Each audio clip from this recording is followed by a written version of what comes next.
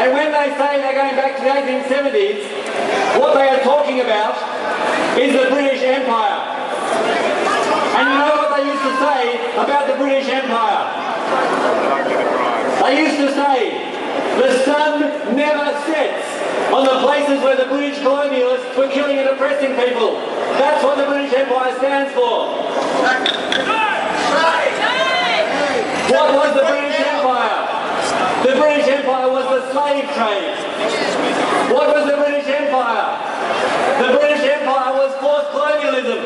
Have you seen the movie Gandhi and the repression that people in colonised countries had to fight to win their political independence? Have you seen the genocide that was attempted in this country? That is the British Empire. Today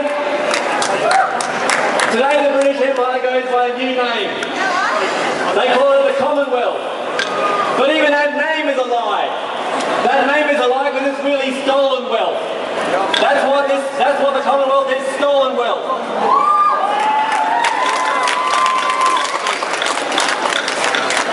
I'm not going to speak for very long. We've got a large number of important speakers here this morning, and I'm asking all the speakers to get their comments short and sharp and punchy. But I think it's worth noting before we go on, the one thing that the Eminent Persons Group recommended, the important point they wanted to make, a Human Rights Commissioner. And already it's looking like even that mild reform is not going to be able to be achieved by this CHOGM summit. And the message that should send to all of us today is we cannot rely on the institutions of the Commonwealth. We cannot rely on the institutions of government to bring about human rights, to bring about social justice, to bring about environmental justice. We cannot rely on the official bodies for these things. We need the power of the people if we are to achieve human rights in this country and throughout the Commonwealth. And that is what we're here for today. People power, the power of the people, and not the power of the big corporations and their governments.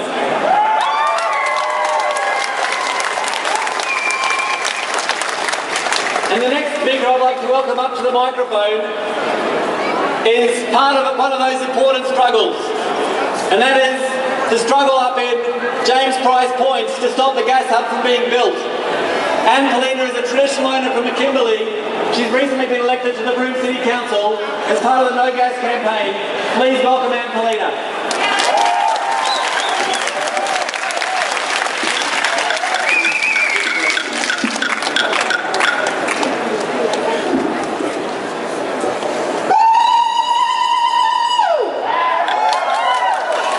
Hello Perth, hello friends, hello family.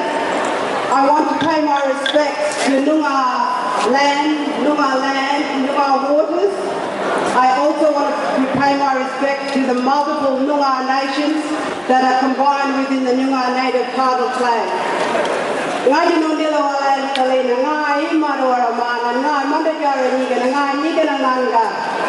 name is Anne Polina. I'm a traditional owner from the Fitzroy River. I'm a Kimberley woman.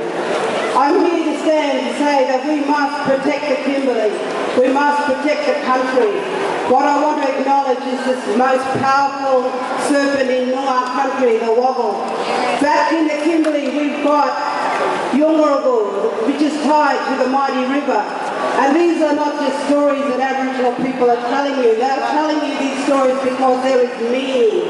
There is meaning in the land. There is meaning in the water. There is meaning in the natural resources.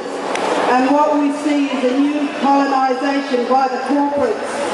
What we see is government working hand in glove with the corporates to destroy the land, the water and the natural resources. And it's time for us to stand as people together, black, white, Asian. This is going to be only one on people power and people action.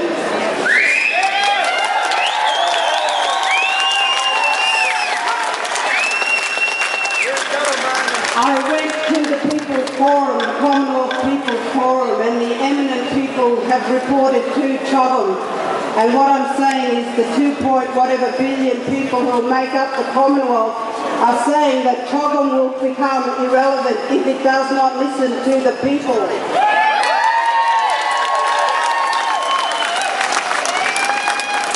This is more than just mining uranium, coal seam gas.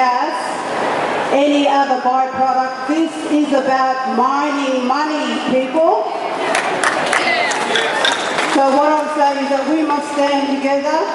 We are very proud to have many unions standing and supporting us. We must hold on to the security of our land and water. We must hold on to food security. We must hold on to job security. We must hold on to the values of this country that was made and shared between our people, black and white. And so what I'm saying is that divided we will fall, united we will stand.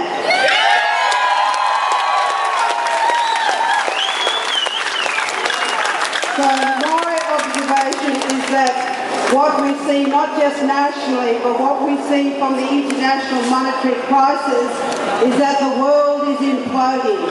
The world is imploding and people have had enough. So what I'm saying, it cannot just be about money. You must listen to the words of Indigenous people around the world. Any of you who are IT literate, get on and Google Redstone Statement. That statement is about leaving a future for the young people that I see standing up in this country. The filmmakers, the song makers, the dancers, they are the ones telling this story worldwide. So in my closing, I want you to remember we really need to be serious about watching the water. We really need to be serious about watching the exploitation of our country. We are hearing from government how this is good for all of us. What I am seeing is the only people benefiting is the corporates. 83% of the profits are going overseas.